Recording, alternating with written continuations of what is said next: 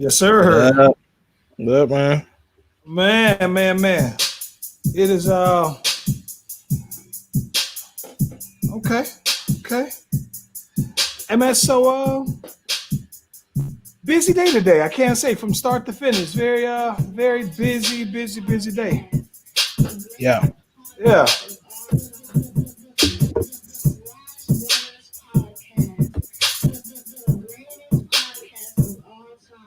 Yep. Hey.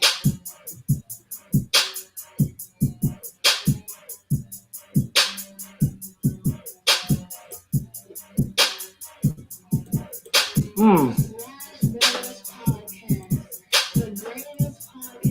All time.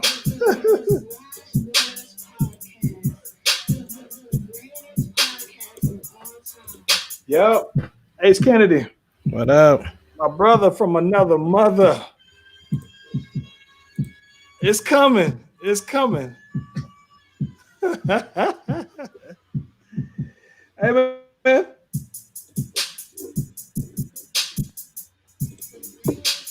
what you got going on your way, man? Yo, man, just told you, man, I'm trying to get ready for this online concert, man. I know I've been talking about it for a while, but yo, been trying to get ready for it.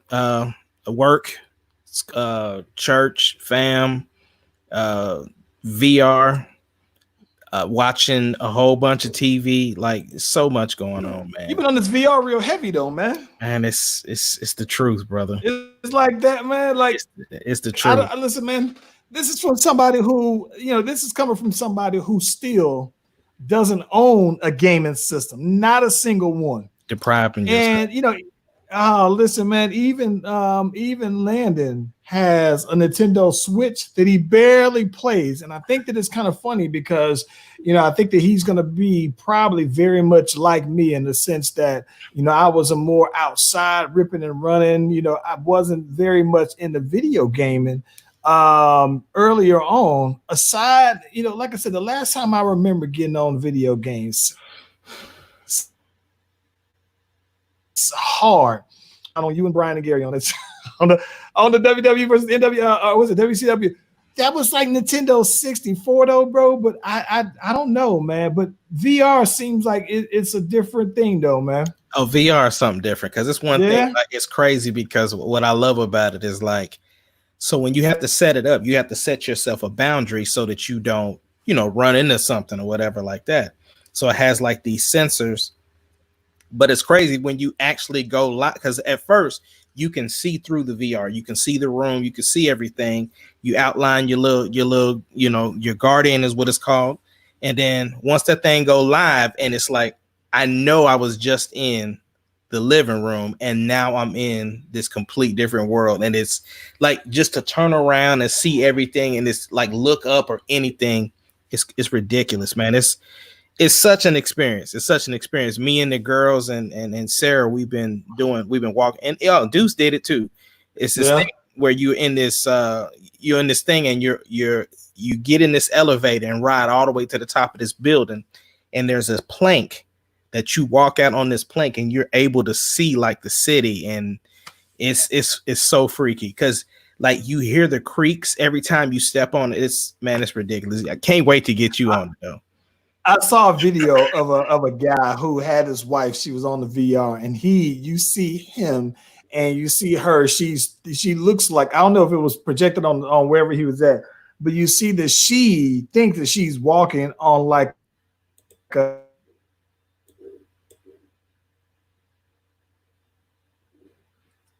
Bro, I don't know what happened, but you just completely froze building. Oh my gosh. Okay, we back. I think I don't know, man. We had a little rain here, man. And so no, but I was saying that I saw this video of this guy that was crouching, that he was recording his wife playing the VR, and she was sitting here crouching over, and she, I guess, looked like she was on like a building that was still being built. and she's on a little beam and everything like that. She was just looking like she's scared to death to move forward. And so he was like, go ahead and go. You got to move forward. She was like, I can't because I'm scared. So then he goes and you see him, he just goes and pushes her, right? And she didn't fall. She didn't listen. She's just in the living room probably. She didn't fell all the way over though, man. I died laughing though, man. See, that's the thing. When you said, I picture that. Yeah, when I let people play my VR, that's like one of my big rules. You cannot touch the person that's inside of it because you're already disoriented as it is. Nah, I don't play that, bro. Like I because you know I take it to the church or whatever and everything. We play it, whatever. And that's like my biggest pet peeve. Like especially because people sometimes are in VR that's scary. And I'm like, yo, they don't need the extra stuff of you touching them and stuff like that. Like give people respect and let them be in there and experience it. But nah, that's crazy. Them fighting. How much does the VR system cost? Yeah, it's a penny. It's a pretty penny. Like the one that I got. Yeah, it's there. That's bro. Hey man, so listen, I'm tossing this on out here. Father's Day is coming on up fast. Father's Day is fast upon us. Question for you, man. What's up? What would you say is your parenting superpower? My parenting superpower? I think what is your parenting superpower? I think I have the ability to relate to my kids. Like I think that's one of my, because it's one of those things. Like I don't shy away from the stuff that I used to get into. I kind of tell my kids the ins and outs of things. I tell them from a place of, I'm not telling you something that I heard. I'm telling you something that I know. And so, you know, I know there's times that my kids are scared to talk to me and, you know, I get that, but for the most part though, my kids are pretty open and we can talk about things that are typically difficult. Like we don't shy away from sex talks. We don't shy away from boyfriend, girlfriends. We don't shy away from mental health. We talk about everything in this house. So I think my superpower would have to be connecting, relating to my kids. What would you say yours is? I think that overall, man, my parenting superpower is just likability, bro. I think that kids just like me though, bro. Like, you know, how they say like babies will know, you know, babies know the evil. If somebody evil, they cry away from me, whatever though, man. I've always been the kind of person where only, you know, I got one baby that I'm aware of that just Damien's daughter, Tyranny, bro. I remember one time she came over the last time I saw her, and Simri, ever since his other daughter Sim was a baby, she would pick me up, big hug, and I'm swinging her around, and Tyranny just looked like she is just frightened to death. And I'm sitting here thinking like, and so Sim is like, look, Tyranny, it's nice. This is Uncle Charlie. This is Uncle Charlie. And she is not going for it. And he said, nah, bro. He like that to everybody. But she's the only kid that I've been times where I've been at places and everything like that. And didn't, I was at where was we at? We was at a birthday party, man. And I don't know this family from Adam. And they had a little girl who was probably about not even 2 years old, just walk up to me and everything. I'm like, hey, I'm picking her on up and everything, but her family is there, of course. Yeah. And the dude was like, bro, she'll never go to nobody though, bro. I was like, yeah. And she just seemed like she had known me her whole life. But ever since I can remember though, man, I think that I've always been like likable by the kids though, man. So I don't know. I think that's probably let me ask you this though, man. On a scale of 1 to 10, no, I'm not gonna say on a scale. Where do you rate your dad's skills at, man? Man, listen, I get everybody else is like, oh, you know, I'm not that great of a parent or this. So, man, listen, I'm about an 8. I'm not perfect, but I'm above average, bro. I'm an 8. 8. So you like the LeBron James of? Is that where you at? I would say that, yeah, I'm the LeBron James of. This is why I say that, right? I'm talking about my LeBron James. LeBron James. I am my kid's father. I'm not talking about just your kid. I'm not even talking about that. I'm just talking about period. I mean, I think my parenting is up there. That's what I'm saying. Period. Like not just, But that's what I'm saying. You have to judge it off of your kids, though. Like you go. So my thing is that the success rate of my kids, as far as academically, how they interact with other people, then we're talking about athletically. You know, all of my kids are special. All of my kids have something that they are famous in their own right, and so for that has to go with parenting. So they are a reflection of what how I raised them. Now, don't get me wrong. Hey, don't get me wrong. Hey. My kids know how to mess up, but guess what? They dad know how to mess up too. So you know, we in this thing together. So I'm an 8. I ain't perfect, but I'm far from above average. Hey, bro, this is gonna sound like I'm just completely being a jerk about this one, man. But I gotta say, I think I'm like a 12, bro. I'm like a 12, bro. I'm like a 12, maybe. Like I'm off the charts, though, bro. I'm cold, man. I'm talking about like, listen, bro. I'm gonna be honest with you, man. And shout out to the homie MC J-Wo checking in on here, though, man. What's up, I call it MC J-Wo, by the way, because Jamie one time Ryan sent me some vocals and they were both on there. I said, "Dang, she recorded better than you did on over here, though, man." But listen, man, I'm gonna tell you the reason why I'm off the charts when it comes to this dad thing, though, bro.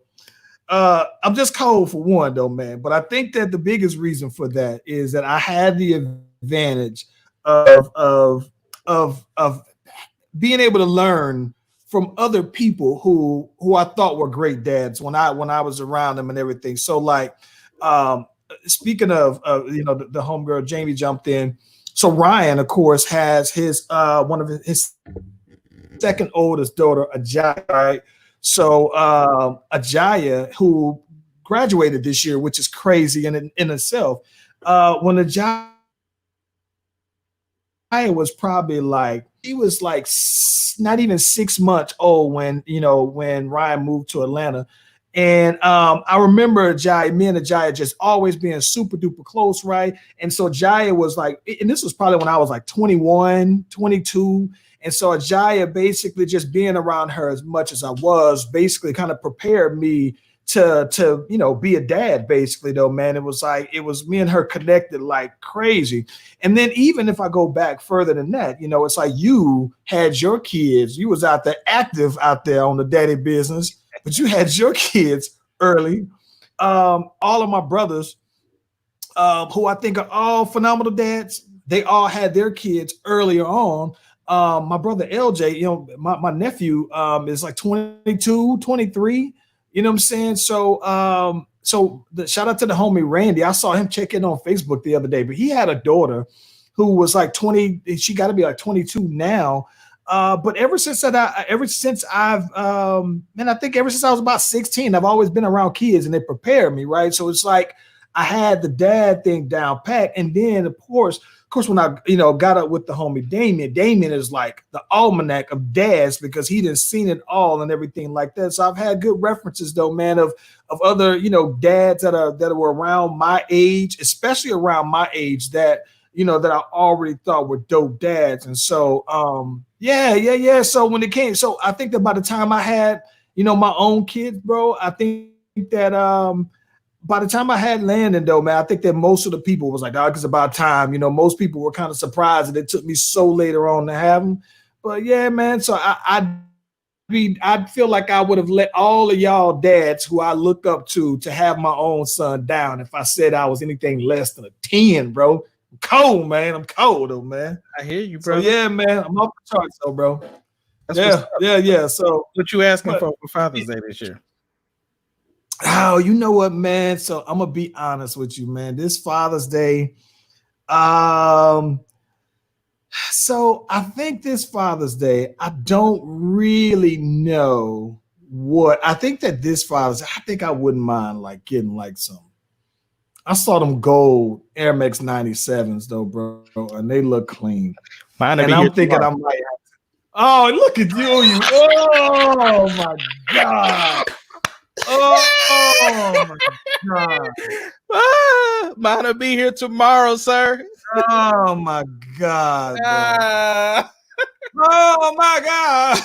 Oh my God. Oh my gosh, bro. Yep. Mine will be Listen, here tomorrow. I'm actually thinking that I might I'm thinking that I might even finally go ahead and sell my gold Kobe's. You've been saying that for 3 I've years, been bro. saying that for like 3 years. I think I'm finally going to still haven't worn them though, man. But I think either that though, bro, or I think that I want to finally go ahead and do some big thing for the Bel Air, man. Y'all gonna fool around and see me with these. Y'all gonna either see me fresh to death or y'all gonna see me on these wheels on Billie Jean, the homeboy. We're gonna be out here in these streets. Man, I'm changing the game this year for Father's Day. I'm doing something so unprecedented, but I cannot say what it is until after the fact because in fear that my kids Ooh, might be watching. yeah. So That's a good point. yeah, so I can't say it because S Bug be on here and she be monitoring, so I can't even say it. But no, but when I do it, I'm challenging. I ain't gonna say challenging all the dads because again I'm a different breed, but I'm doing something different. But I did ask for them. I sent all of them a text today. Yeah. I sent all of them a text today and told them that Dad wants some of them Nike shorts. So you know what I'm saying. I've been wanting some of the little Nike sweat shorts. I can't believe I want all the colors. You got the gold. Man, I found them on StockX and I got them for cheaper because they 180. And so I got them way cheaper. I think out the door with shipping and everything and all the tax because they super expensive on their tax and stuff like that. But out the door, I walked away. They was 183. So you can't beat that because anywhere else you're gonna pay the tax on the 180. So what's up, Mark? The thing that one time Mark checking in. Yeah, the thing that's always difficult for me for Father's Day, right? So it's my wife's whole family birthday. Matter of fact, her and Jamie have the same birthdays. June 18th. So their whole family, except for my sister's birthday, but they got mom birthday, dad birthday, Neat birthday, then Father's Day. So it's almost like for a long time they would go out of town for their birthdays, which means they wouldn't be around for Father's Day. So I was like, we never do that for Mother. By the way, every Mother's Day we get together, and it's something dope every single time. Father's Day they'll try to shortchange, even though moms always look out for the boy though. But you know what I'm saying, because it's my wife's birthday, usually around the same time, she's sitting here like, I ain't trying to share my birthday for y'all on Father's Day, basically though, man. So I think that ideally, man, we wanted to like go down to Florida and see what's up with there though, man. But I don't know. We thought about doing like a little Airbnb, but Florida just because Florida busted thing open though, man, and now cases that sprouted on up there though, man. So but I wouldn't mind doing something where I can like get a beach house, man, a little private little beach, and then kind of be able to kick back from there though, man. So I don't know. Usually we do a summer beach vacation every year though. Man, you said so much I got to comment on. Number one, our anniversary, me and Sarah's anniversary is on the 15th. So I'm planning for that. And then of course I'm looking forward to Father's Day. But she wants to go back to Florida so bad, man. I remember when we were still dating. I don't know if we were engaged or not. I think we were still dating, but we went out there with her brother and his wife. They had some friends meet us out there, and her sister came in, and my brother-in-law. All of them came in, man, and we had this, the little timeshare, whatever you want to call it. Yeah, condo. We had a condo, and we went out to PCB, Jamie, and PCB is a spot. We typically go to PCB every year. We've gone to PCB every year for probably like the last 5 years, though, man. Actually, I take that back. Did we go last year? I know that we went to Hilton Head last year, and I think PCB, but PCB is a go-to spot, though, man. It's way different from how it used to be, though, man. And the crazy part is that was the first time I seen the Notebook. Oh, the Notebook. Yeah, we was watching the Notebook in the rain, bro. Lord. Listen, PCB, the funny thing about it, man, is I remember going to PCB way back when the homie Chad was out there in the Navy, and we went out there for like spring break. And this goes to tell you, catalogs of Usher versus Chris Brown, because I think about when we was going out there, we went out there, and on the way down there was playing the Usher 8701 the whole entire way down there, right? And I just remember that we went to like the club, the Villa, I think it was out there, Peace Spot, where they would shoot the MTV Spring Breaks, and it was like a real party town. Now, when you go out to PCB, it seems more family oriented. The boardwalk is real family. It's real dope, man. And so it's usually pretty reasonably priced, where it's hard for you to kind of pass up on going to it, though, man. But I love PCB, and I wouldn't mind trying to slide back on out there for the summertime. I think that'd be real dope. Yeah, man. I definitely got to get back out there. So let's just swap it on now. So a couple things here. So of course in Georgia we had our elections on out here. When are y'all elections out there in Oklahoma? I don't know the exact date, but I mean they do a very good job on making sure that we know well in advance so that we can get out there and do what we need to do. So I'm definitely gonna make sure that it happens. Even my job will send out emails. So yeah. I just don't know the exact date, but went on out this morning, man. It was interesting because it's like I went out. It was the day of, right? So I didn't get a chance to do the early voting from last week. So went on out there, man, and we just so happened to have gone at the perfect time. It was pretty wide open, though, man. I think that there were probably more poll volunteers there than there were actually people there looking to vote. We were about 10, though, man. Got a chance to vote for your boy Javante. That's what's up. Yeah, got the boy Javante. I call him Javante Biden, man. You remember he said on the Breakfast Club, he said something like, "Yeah, if you don't know why you should vote for him over Donald Trump, then you ain't black," basically, though, man. So yeah, he got in trouble for that too. So I gotta call him Javante now, man. Javante Biden. Yeah, but it was pretty cool though, man. Had that. George Floyd funeral. I mean, I was. This is going to sound not to make fun or light of it, but a lot of times they'll make the joke that black people don't die and then have a funeral the next day. It's like the following weekend or something like that. It's a little. So I thought that it was kind of interesting that he had died in Minnesota. They had the viewing and memorial for him out in North Carolina. Then finally he went ahead and was laid to rest today, though, man. A lot of stuff about that, man. Want to get your thought, man, your feedback on that. It's still a very interesting time. We're still having a lot of conversations about stuff. This weekend at church, Pastor Craig from Life Church had a message that was centered about racism and Black Lives Matter, and it's just interesting to see the conversations now, like for people that are wanting to know or asking questions. That's been a very, very interesting thing. Still hearing takes about what people think about how people are protesting, what they're doing during the protests, all of that stuff. So it's still, we're not out of it yet. It's still heavily going on. And so, and then there's been other people that have died, and so it's just been a lot going on. It's still an ongoing thing. They're talking about defunding the police. I know that's like a huge topic. Yeah. So it's a lot of stuff going on. Yeah, I think that. So I always look at this, right, and this is the question that I always have when it comes to this moment, right, is that it's happened. He passes, he's, laid to rest. And then what? Like, it's like, what exactly? I respect that we're having conversations, because I think that I'm having conversations in general with, some of my, white friends, not even just white friends, my black friends as well, just to kind of get, you get the full spectrum, right? But I think that for the most part, though, I can really, really appreciate that.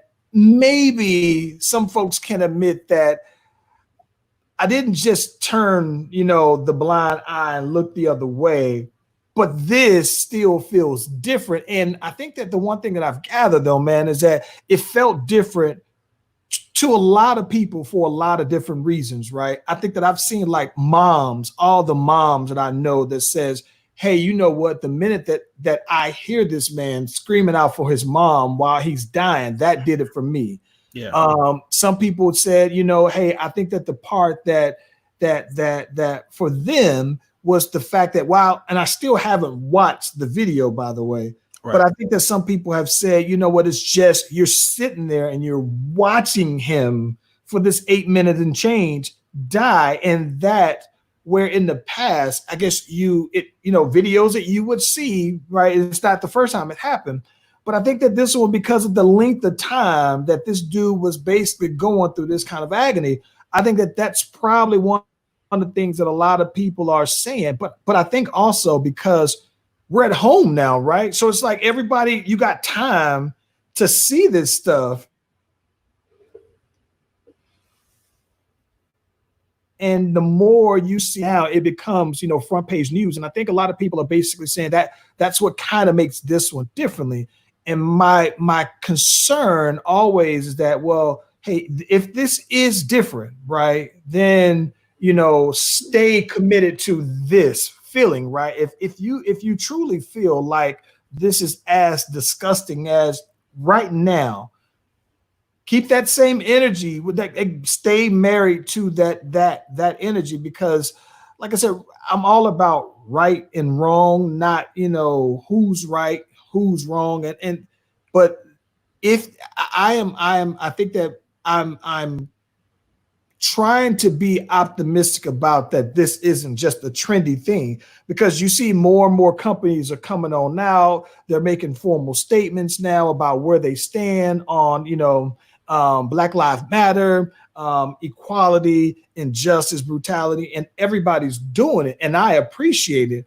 I'm just kind of, I would really lose it if it was just a trendy thing because everybody else is doing it, though. Well, unfortunately, this is 2020. Ooh, excuse me. This is 2020, and it is kind of like the hot topic. It's almost like COVID. You know what I'm saying? People have kind of stopped talking about the whole Bud Light virus, and they just kind of done with it and sick of it. And this is the new hot topic. And, I'm really, truly hoping the same way that, this was a log to light a fire that continually burns, because I was thinking to myself, this is going to sound so controversial, but just hear me out. This has probably been the best presidency that we've had. And I know when I say that, it's like, how could that be? Because for the first time in a while, I see people linked together for a common cause of being together. Whether you like 45 or you don't like 45, there's been a collective. It's also separating out the people who we need to see. Because a lot of people, like, you look at it like this, right? On Facebook, when I see people, you want to let me finish my point? I'm letting you. I'm just trying to. I gotta. Go ahead. So on Facebook, right, you notice that a lot of the racist people are coming out, and you're starting to see people for who they are.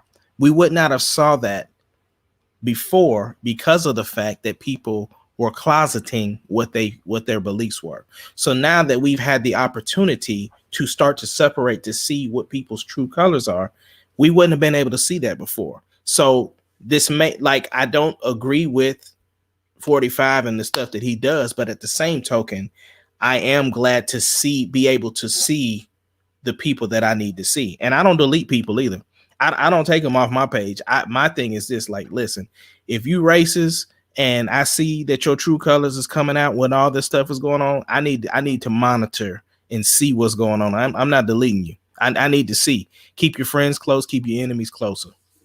You know what I think is interesting to me, man, is like I'm totally understanding that, I think that for me, I'm okay with someone having a different view on, political views from me like that. Yeah, me too. I'm completely past that part, right? But part of me also, with saying that, right, this is the thing that I think that does drive me crazy about, kind of to your point, right? So like if you're saying that, hey, I voted for Donald Trump because he ran for Republican, I'm loyal to my party, regardless of who's there. Because what I think is weird though, bros, because I think that, when you look at Donald Trump, I think a lot of people view Donald Trump. Everyone always tosses around this, bigotry and bigot and racism.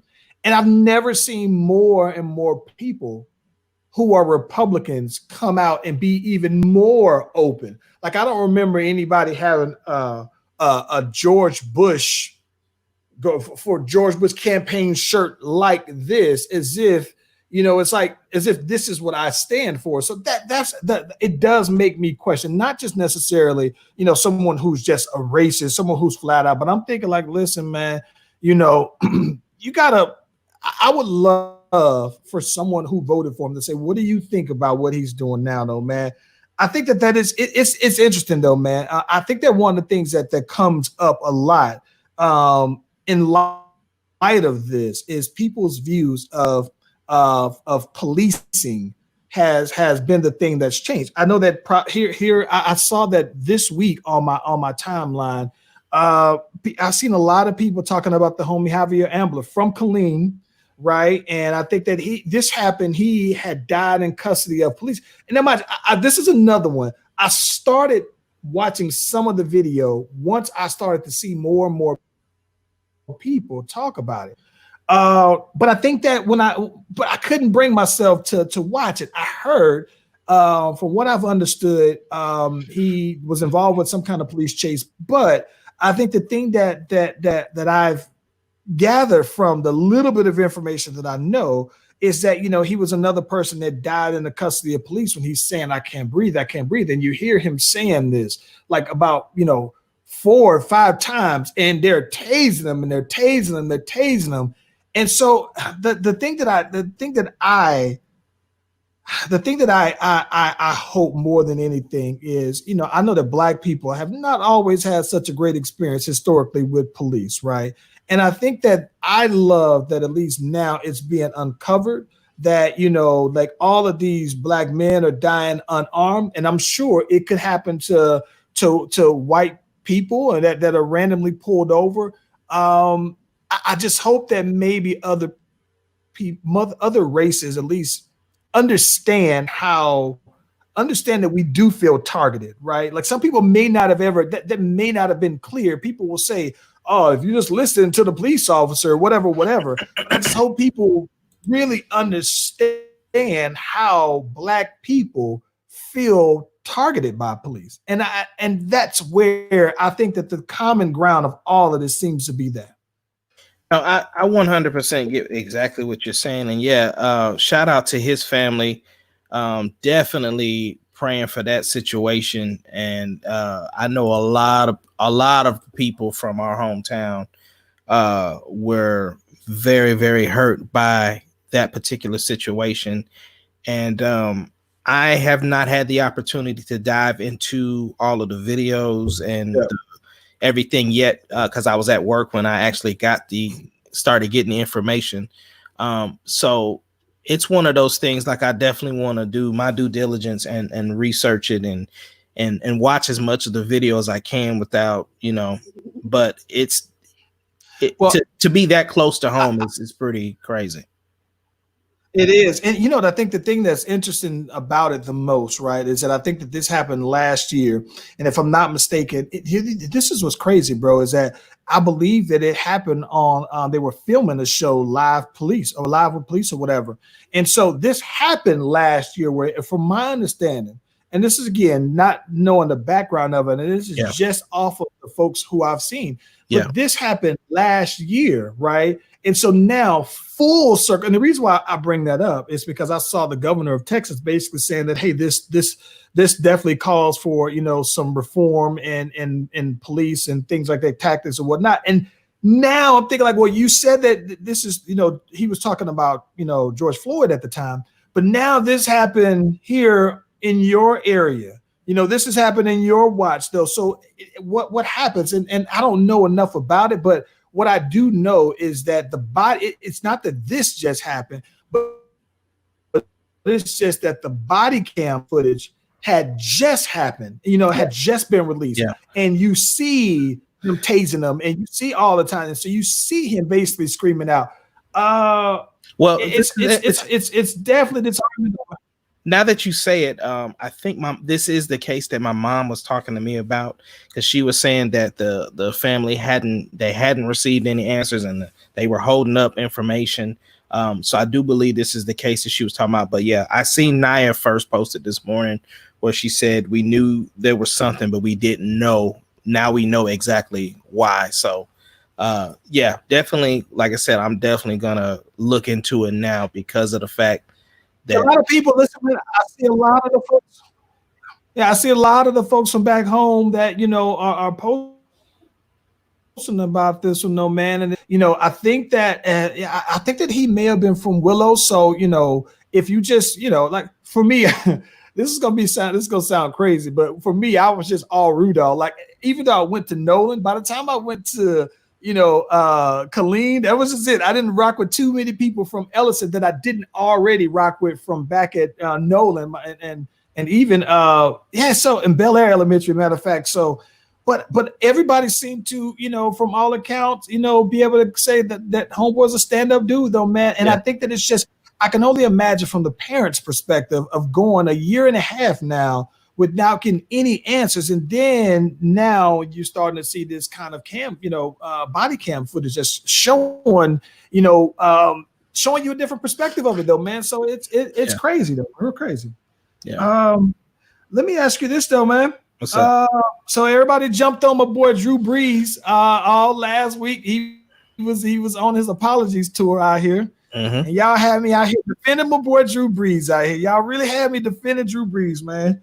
But this was something that I think was kind of interesting, right? Because in light of since we last talked, we mentioned that at the time on Friday, a lot of the players were a few of the younger players, Saquon Barkley, Odell Beckham. They were talking about they wanted the NFL to come out and formally take a stance on it. And real quick, Mark, you might be right. That might just be a Marlboro thing, though, bro. If you were Marlboro, bro, you gingerly rocked with some Lone Branch people, but in Marlboro, we stayed to ourselves, though, bro. And it was all Marlboro all day, though, bro. But so this is one of the things I am curious about, though, man. So the very interesting thing we were talking about, all of these businesses that are coming out and they're formally making statements about their stance on where they feel with justice, injustice, and equality, and all the other things, right? And so I'm still tripped out that everybody jumped on my boy Drew Brees and whatnot. But what I think is interesting is that Roger Goodell comes out, and Roger Goodell basically says, yeah, we didn't listen to the players like that back then, and we didn't do a lot of stuff right, but never said Colin Kaepernick in there though, bro. Like, you got a problem with that?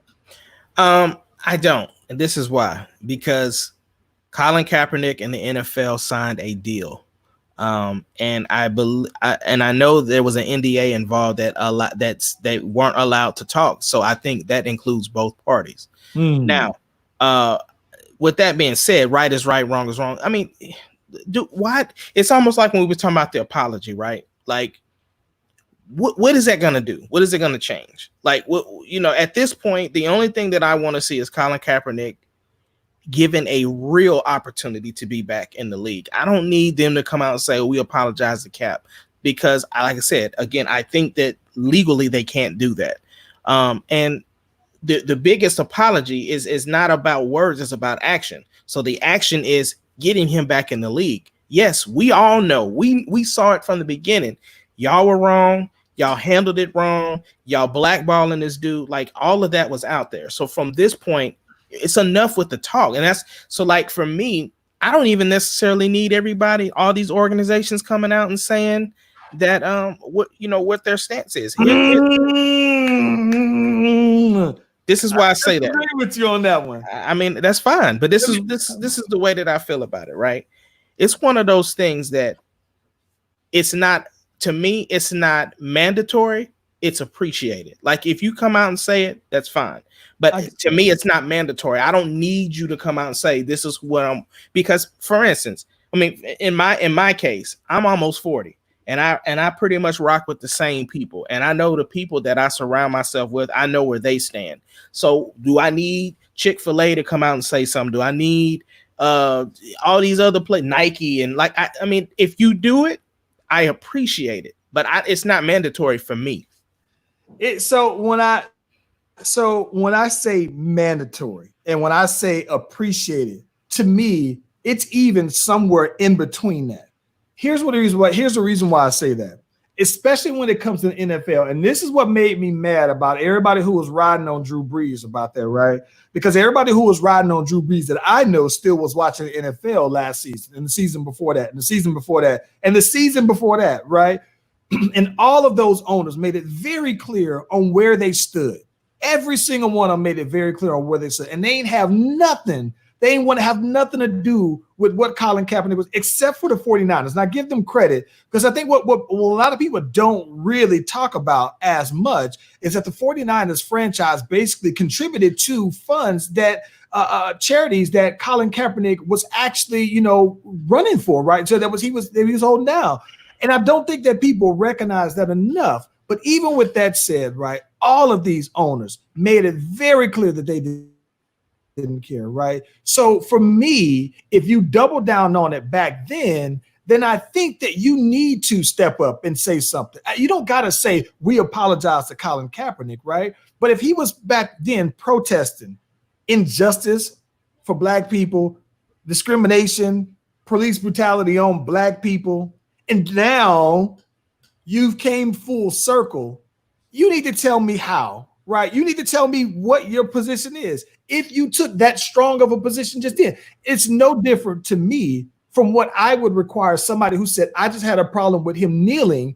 And if you just said, you know what, I am learning now, right? I'm seeing things a little differently now, right? Like this made it different for me.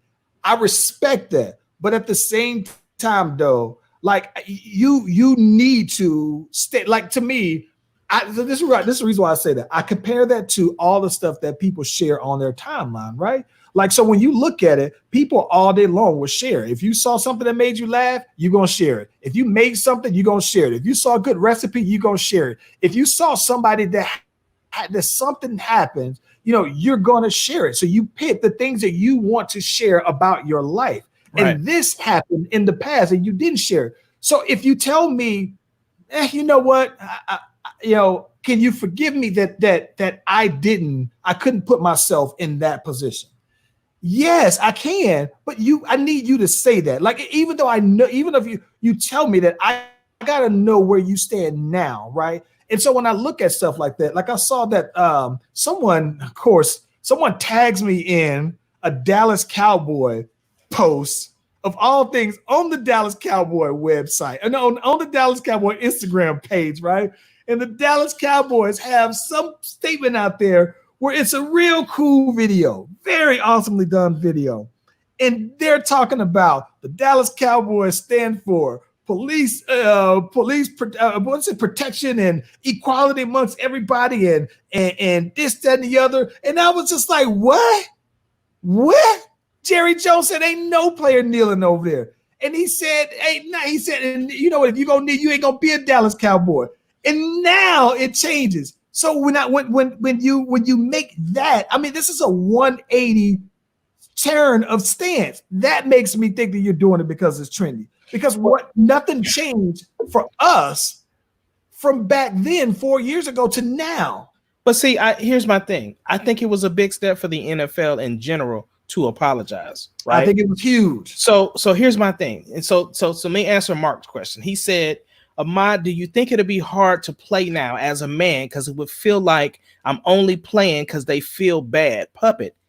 Listen, man, I don't care what job you go to. I don't care what job you go to. There is something you do not agree with. That is those men's livelihood.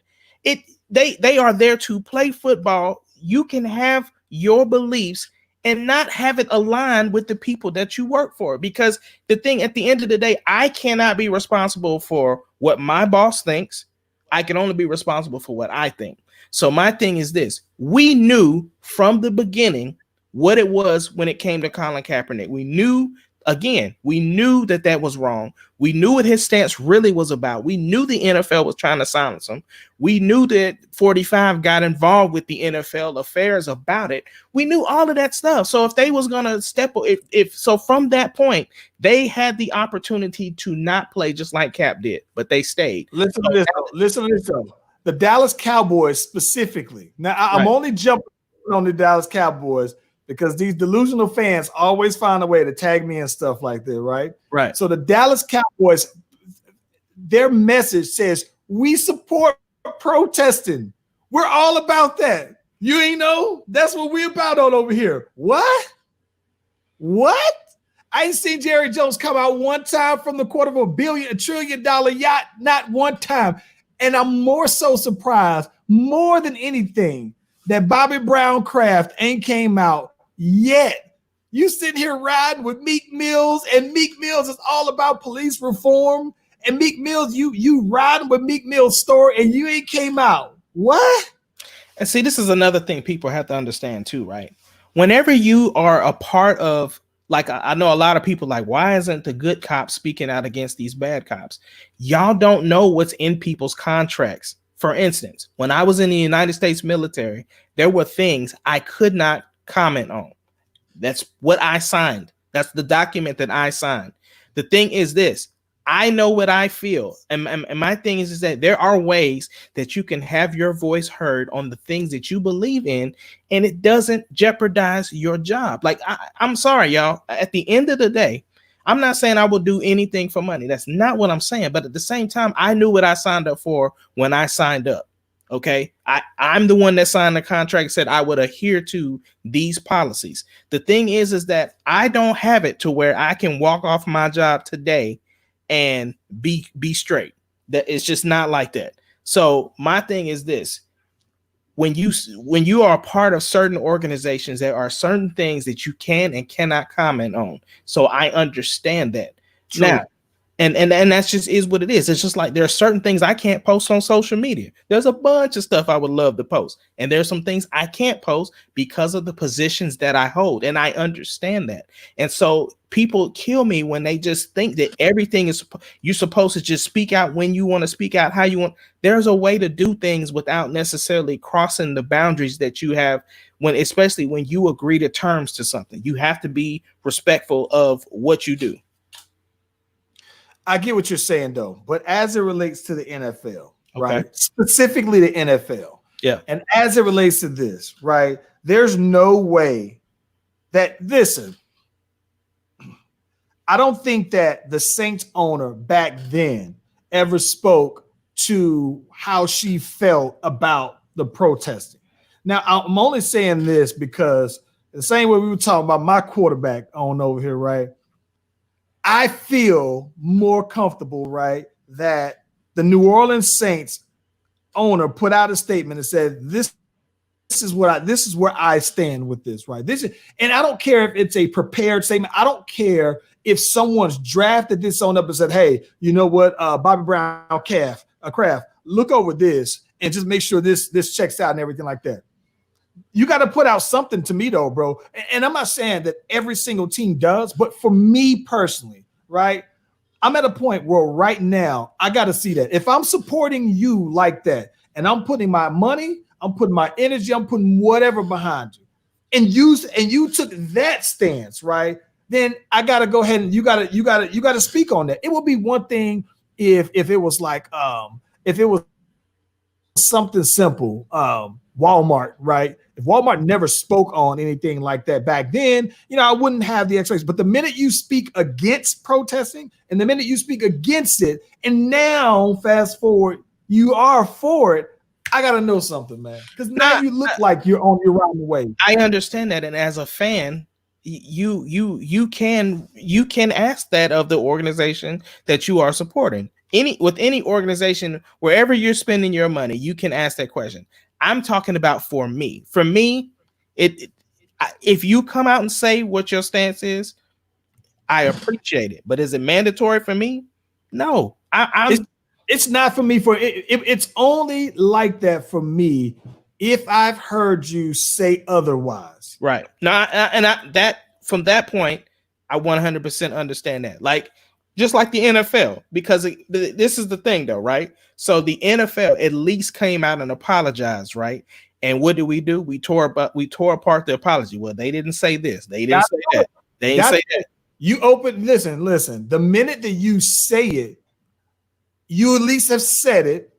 Check it off the box, but you open yourself up the same way Drew Brees. He said whatever he said. I didn't think that he had to apologize. I understood the original comment, right?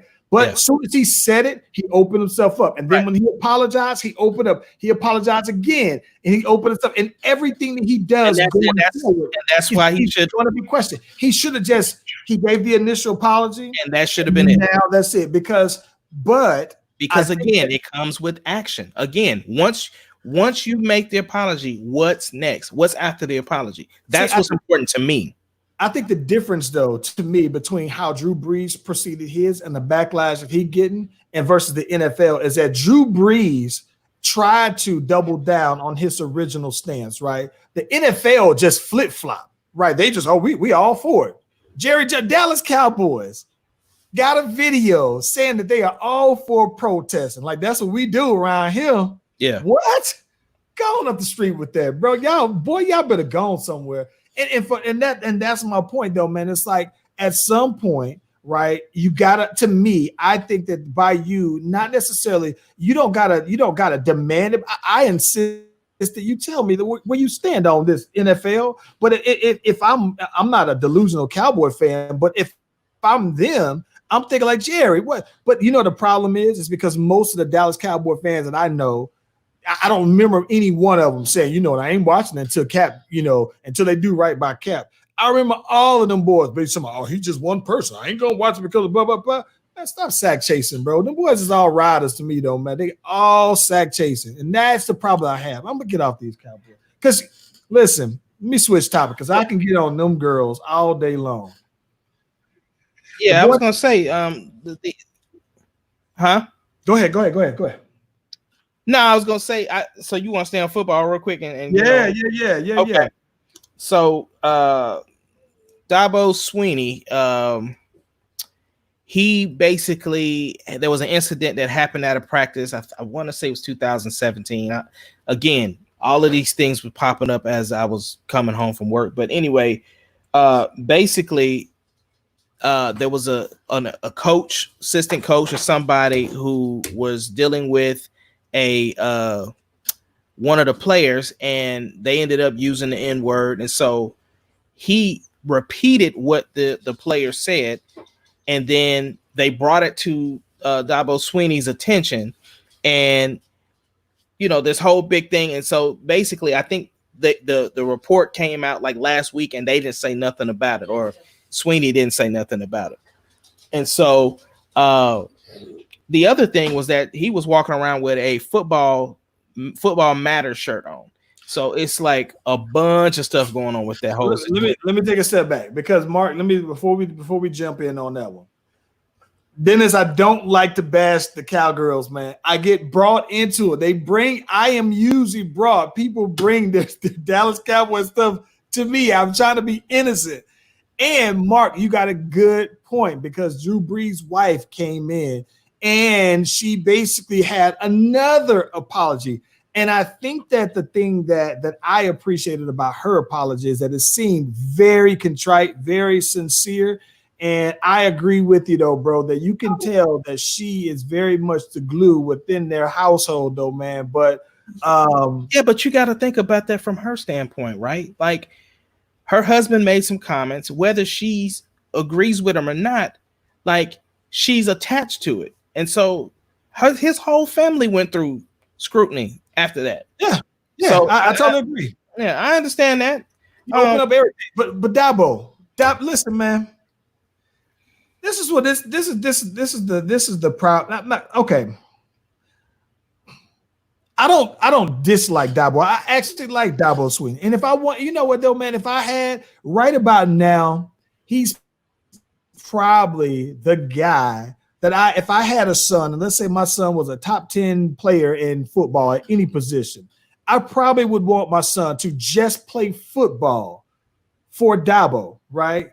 But I never have looked at Dabo like he is this beacon of wisdom, beacon of just making, he's just a football coach. And I don't think he's anything more. So I think that when any time to me that he steps over being a football coach that I've seen, it comes across like that is not his cup of tea, right?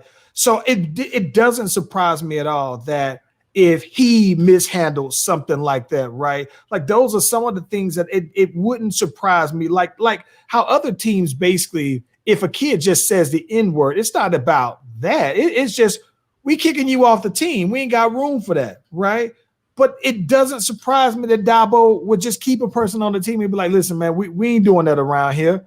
No disciplinary action. And maybe you can correct it or whatever. But I don't know, man. I love Dabo Swinney, the personality. I love Dabo Swinney for what he contributes to college football. I love that he keeps Alabama honest because all the great players aren't just loaded up on Alabama. And I like that he has the appearance of having Alabama's number these days. But I don't expect that if I got my son that I'm sending my son out to Dabo Swinney to be like another father figure to help my son man up. He just never comes across. He seems to me like he's all about football, that anything that happens outside of X's and O's, like I'm not looking for him to be the expert on that though, man. But that's the thing though, right? Again, this goes back to the whole cancel culture thing. Like culturally, we know what's up with that word. It is what it is, man. Like we do. Like let's not even act like we don't. We know what it is. How far do we go, right? Because this is my thing, and this is the way I look at it. Okay, when you say, ability to work with somebody, whatever, right? Because you work with Jake Fromm. Let's keep it real, bro. There's a bunch of Jake Fromms in everybody's office. No, okay, there is a lot of Jake Fromms. That's what I'm saying. You know about him, right? So then you just don't associate with him at work, and like that's what I'm saying. Like my thing is, again, I'm almost 40, bro. I don't have time worrying about what everybody else is doing. I need to know, but I don't have to. I go to work, bro. I go to work. I leave. I get that. I understand. So what I'm saying is, So my thing is this: I know how to disassociate myself with people that don't have the same ideologies that I have, that are meaning that I can have a difference of opinion when it comes to, religious beliefs, political standpoints, stuff like that. But what I'm saying is, if I know a person doesn't like me, I know how to disassociate myself with them. I had them same type of people in the military. There's a person in particular that completely did not like me, and it's part of the reason why I'm not in the military now, because that person's whole life goal was to make sure that I wasn't in the military. So I get that. But my thing is this: when it comes to, like you said, Dabo Swinney has already basically said, I am here to talk about football. The only thing I disagree with him about is the shirt, because you would think with all the coaches, because he has African-American coaches on his team, he's got all of that. Somebody should have told him that shirt was out of bounds. I agree with, and this is the thing though, man. So the way I look at this is this though, man. Like the reason why I think that for Dabo, maybe. So, okay, I think that for the amount of black players that you have on your team, and for the amount of black coaches you have within your system, I think that you do owe it more than to be about X's and O's. And for that matter, right? Like Nick Saban does something like, now listen, they ain't like Tom Herman, right? Tom Herman came out and was laying the smackdown on this conversation where he was like, listen, we got a problem where, you know, in our, even within UT, right? Everybody, he said everybody will root for you, for the players, if they're catching the balls for him. We winning ball games. If we chucking the ball around, if we scoring touchdowns, that's fine, right? But do you, as a white person, right? Are you okay with them taking your daughter out? You know what I'm saying? Are you okay with your daughter seeing this person, dating this person? And he was like, and most people will say no. Like, to me, if you're gonna have that, to me that shows humanity. That, to me, that shows right from wrong. And I would expect for someone from Nick Saban's perspective, right, to be able to say something and make it good, contribute good. I saw today, man. I saw Jeff Saturday, dude who played center for the Colts, and then also for like one season or so for like the Packers. He came on there and said, I'm a great example of how, you know, black men have positively changed my life, right? Doesn't have to say anything about this, but he says, listen, from the time I was in high school up until college, up until in the NFL with me having Tony Dungy and Jim Caldwell and all of these black men, I am who I am because of that. And I think that because a lot of these coaches have had the opportunity to, you know, experience diversity, to experience multiple races, and then for you to not have anything but X's and O's to say, nah. So while I would love if I say, you know what, son, I'm only concerned about you, you know, going to college for maybe 2-3 years and then getting on out there and we focus on the NFL, whatever, that's fine.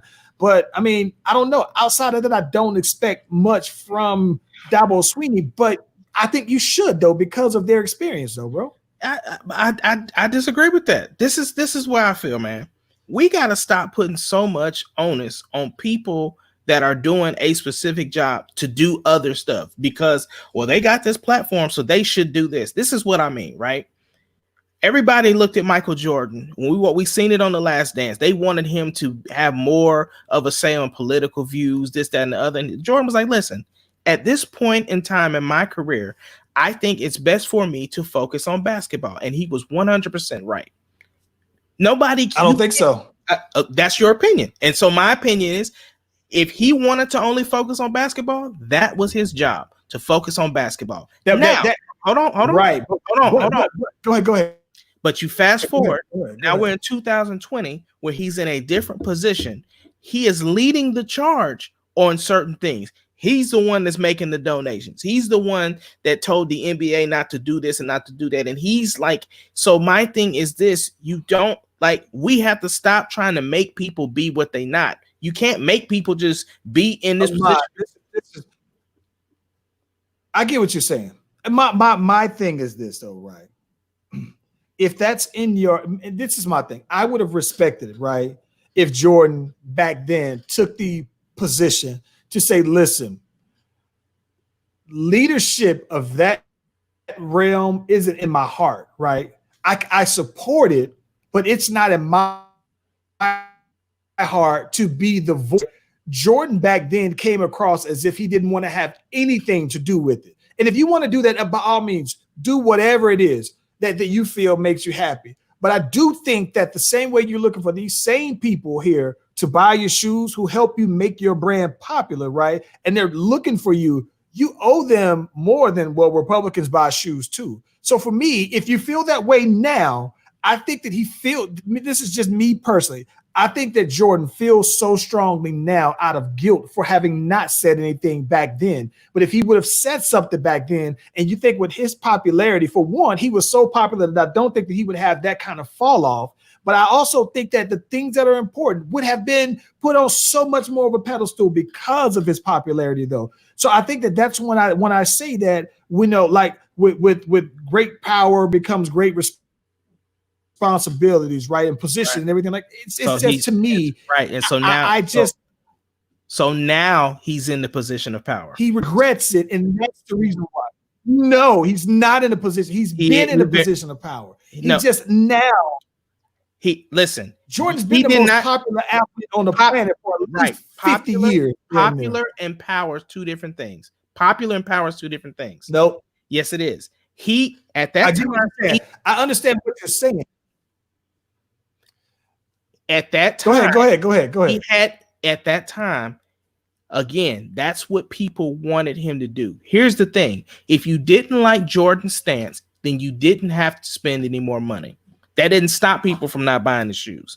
And so the thing is this, now that he is in a position of power, he is using his power, regardless of whether you feel like it's because he felt guilty or whatever the case may be.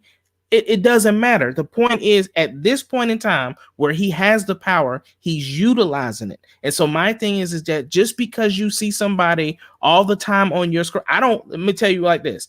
I do not want the Migos telling me, I don't want the Migos speaking out for me. I don't need the Migos to speak out for me. I have my own voice. I don't need a celebrity because you owe us to get out there and speak this. That's not me. And if that's what everybody else wants, okay. I see. I think that my big thing though, the reason I guess my Migos, yeah, I'm not looking for Migos to be my beacon of my voice for Black equality. But what I do expect though, right, is that for you to have the platform that you do and you feel that way, I do expect for you to say something, even if it's not. It's respect. But I think that I look at this and I think of that. It's like imagine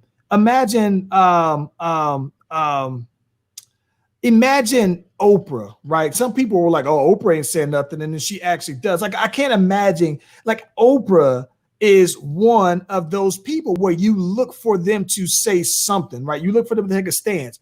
Imagine though that you're supporting. Think about this though, right? That you're supporting everything for the culture, right? Everybody's about the culture, and then when the culture is looking for you, like, hey, you know what? This ain't on me, like that. But that's what I'm saying. I understand. But that's what I'm saying. The people that are Jordan wasn't doing stuff for the culture. He was playing basketball. So what I'm saying is, like you said, I would look for Meek Mill to say something because within your music, that's what you've been doing. But I don't want the Migos doing that, even though they got both have big platforms. So my thing is, I want Obama speaking right now. I want all of the prominent Black leaders out there giving, like Pastor Reed. I want to hear from Pastor Reed.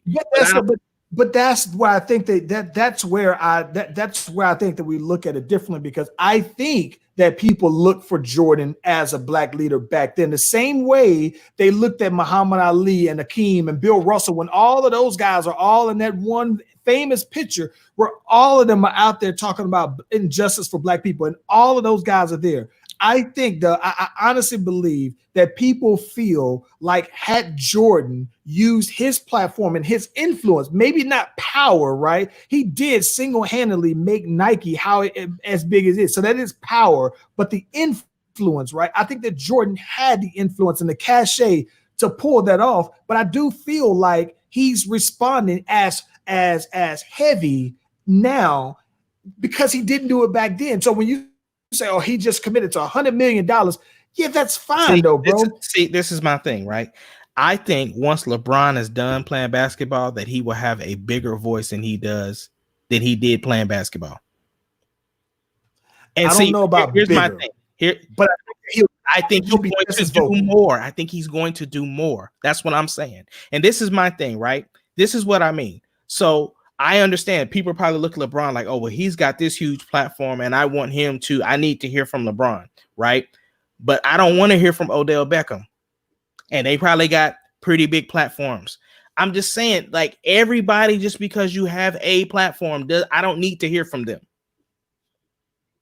I think that it's not everybody. It's certain people though, bro. It is like, listen, I'm gonna be honest with you, bro. I just look at that, right? And when I see that, when people say that, because see, that's almost like taking the position of, oh, just not to the extreme, but oh man, just shut up and play basketball. Like, no, that's not what I'm saying at all. What I am saying, that's different, because that was a conversation back and forth between 45 and LeBron. That was a completely different thing.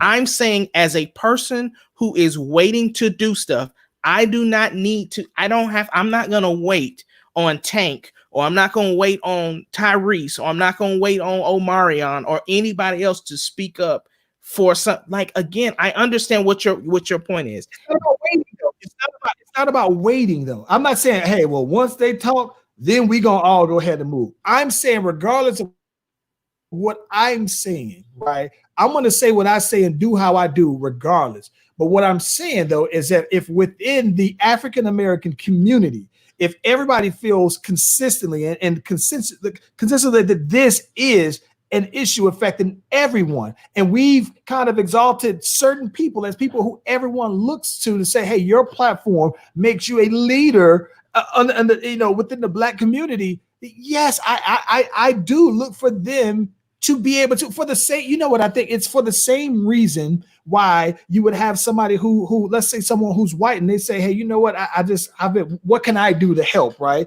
You might say, all right, well, like we said last time, Selena Gomez, she's not Black, but she's using her platform to say, hey, you can use my Instagram page if you're a Black leader and talk about things that are important to you, right? She's using her platform right now. And even though she's not the person who's going to be saying it, because she probably feel like, hey, I'm not qualified to talk about it. I just think that if Jordan would have done something more, then I think that things would have been further along. It would have elevated the conversation. That's all I'm saying. I'm not saying that he got to go out here and be Martin Luther King Jr., but what I'm saying is that had he have said something, I think that it would have definitely spotlighted some of these things. And he ain't got to be out here saying, got to be extreme about it. I just think that he could have said something. But I firmly believe, though, that he is very much in it now. But I think a lot of it has to do with regret of not having done that in the past when he could have in his younger days. Well, speaking, since we're on basketball, and I'm absolutely grateful that we finally got a firm date and we're moving forward with it. But what do you think about, Adam Silver came out and basically said that he kind of left it up to each owner to kind of speak the way that they wanted to about the issues. And pretty much right now, the New York Knicks with James Dolan, and then also the Spurs outside of Greg Popovich have all said something about what's going on. What do you think about James Dolan, like, kind of silencing his employees? Listen, man, it's so James Dolan to be on the wrong side of this. And like I said, you can run your business however you want to run it and everything like that. But my experience when it comes to James Dolan and all things considered basketball, he's gotten it wrong on every single chance that you could possibly get it wrong. James Dolan has managed to do it, though, man. I think that from everything, from signing an old stock with the bad knees, to signing Joakim Noah, like, he finds a way to get every single thing. So this doesn't surprise me at all. I think that the one thing that I do love about Adam Silver is that Adam Silver is quick to say, this is where the NFL stands on these. I mean, not NFL, NBA. This is where the NBA stands on these. Now, if the owners want to say something specifically, then that's fine. But this is where we stand as a unit. I think that that's always dope, man. I think that it's just interesting too, man, because I look at James Dolan, though, bro, and he is unfortunately not someone that I'm looking to just have that kind of not even the moral compass, though, bro. I just don't think that James Dolan probably might be the person on behind closed doors that is the biggest person for equality, the biggest person, because he you can't say that he's racist, because he's hiring Black folks. Like, he probably hires more Black folks than any other organization I can think of, because he hires nothing but, like, he got Larry Johnson still out there on his in executives. He got Allen Houston. He has Stephen. He stay hiring Black folks, but I just think that James Dolan just finds a way to do it wrong. Like, this doesn't surprise me. But he just finds a way to mess it up. And he's another one that came out with an apology. And so I'm okay. This is my thing. I'm not gonna, you know what, man, this is the one thing, man. I'm getting old, bro. I'm getting more strings of gray hair and beard. See some of mine coming in over here, bro. I'm about to read down. Listen, man, I'm okay with apologies, though, man. Everybody's not good at words. You put a mic in front of somebody, though, man, and if they're not, you know what I hate in apologies? This is what I hate in apologies. I hate when, because most of the time people apologize because they got caught, not because they're actually sorry for what they did. Yes. So I hate when people say this is the line I hate. I regret everything that happened, and I'm gonna take this time to learn and to listen. I hate that. I hate that. Like I do, because it's so standard. It is so textbook thing. Look, this is gonna sound okay. Somebody might apologize. It doesn't mean I got to accept your apology right away. Right. I remember that. I just always remember when it came to, like, injustices and everything like that, especially Black people would always accept people's apologies right away. All right, he apologized. Let's move on. Like, no, I don't gotta accept your apology, and I don't gotta move on right away. So maybe if I want to take my time on accepting your apology, that's fine. I mean, even with Drew Brees, I mean, it's like, you ain't gotta apologize to me, but I'm watching how you move afterwards. That's my thing. I'm like, I'm okay with people messing up. People will do it all the time, though, man. But at the same time, I'm gonna reserve my judgment for what you do afterwards, and maybe what you've done before that. If you got a track history of doing stuff, I'm not cool with you just apologizing back to back to back to back all the time. But based on your history, if you've done the right thing by what your word is, and this one time you had something that you just slipped up, and it really I don't know. If you feel that way in your heart, that's one thing. But if you just had a mix up on your words, that's another, and you want to apologize, I'm fine with that. I guess I'm getting too old to interrogate someone's apology. I know how I feel about it one way or another, whether or not I choose to accept somebody's apology or not. I reserve the judgment. But when you apologize, I mean, I'm looking to see how you move afterwards, though, bro. That tells me more than anything. But James Dolan, I don't get it, though, bro. Like, yeah, I don't know, man. At the end of the day, man, listen, it's everybody's heated, everybody's frustrated, everybody's going through something. It's a lot in this point in time. You're coming off of not even coming off of, still going through a pandemic. We have the country in turmoil. Like, everything people say right now is under the microscope, and it's just unfortunate that we live in a time that where we can't, like, where everybody's so quick to cancel people, and we just don't want to take the time to teach people and just let people learn from their mistakes. It's interesting, but man, this has been a great episode. Crazy, because I'm talking about that. I can tell you this, though, bro. I think that a lot of the conversations that people are having that didn't take place 2 weeks ago, 2 years ago, 2 months ago, those are happening, and those kind of bring about different ideals and exchange of perspectives and things like that, though, man. So I love it, though, man. And I think that like I said, I hope that, that this many people were so about unity was 9/11, though, bro. So in 9/11, people, like I said, people still remember 9/11, right? You always remember. I very much so hope that kind of moments, though, man. Oh, and by the way, let me say this before we sign off here, man. Tomorrow they are having a peaceful protest in Snellville. If you are in Gwinnett County, they are actually having one that's going to be out on Main Street at I think it's Snellville Baptist Church. I'm gonna be out there. My family gonna be out there. A lot of my neighbors is gonna be out there. So come on out there, man, and let's make this thing happen, though, man. Yeah, man. Yo, like I said, I'm watching Westworld. I'm watching Homecoming. Those are the two shows I'm watching right now. I've been falling off on wrestling.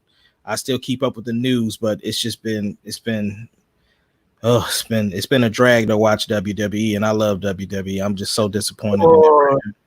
It's draining to watch it, and not just the fact that there are no people in the crowd. Let me tell you this before I go. I keep saying this. Let me tell you before I go. I meant to tell you, I was watching them. I saw Christian and Edge do interview. Peep show. Okay, so they did the Peep Show, and it wasn't the Peep Show and their conversations that had me almost spit my drink out. When Christian was basically saying, I don't think that you can do it. That's a lot to live up to. I don't know who the black dude was in the background. I know that he's a wrestler, probably NXT. he yells because there's no crowd and you hear everything. He says, "Whose man's is this?" And I almost lost it, bro. I said, "Oh my God." I think I rewinded it probably five times, though, man. He said, "Who man's is this, though?" Best thing on this whole show. But that's the thing, because Edge is already mad at them anyway, because they named the match the greatest wrestling match of all time. That's a lot to live up to, man. Edge is like, a whole lot. Like, yeah. I'm trying to watch it though, man. I'm trying though. So, yo, man. Hey, listen, bro. I appreciate you as always. Shout out to the homies, Mark. Shout out to the homies, Dennis. Shout out to the my homegirl, MCJ. Well, I got to come on out to the South Carolina and check y'all out. They didn't move way the hell up north, and I don't get a chance to see them nearly as much. Shout out to you, man. Shout out to your family as well, though, bro. Appreciate that, man. Same to you, brother. I look forward to these every Tuesday and Friday, man. I just cannot believe that something as a thought that turned into what this is, and I'm so glad I'm on this ride with you, brother. Hey, next Friday. That's a good thing. Didn't Mark asked, when's the concert again? The concert is probably going to be next Wednesday. Next Wednesday. Hey, real fast, I'm gonna put this out there again, but I would love. We were trying to do fans join on Tuesdays. We didn't get a chance to reach out to anybody this time around. Friday is the big show. Trying to see if I can put that on out there, get some folks hop on here, chop it up with your boys. We can get that thing cracking real fly. Yeah. Maybe Dennis can come over here and defend his girls real quick, man. Yeah, man. Hey, man, Slash Brothers, I appreciate y'all checking out, man. One love, man. We out. Peace.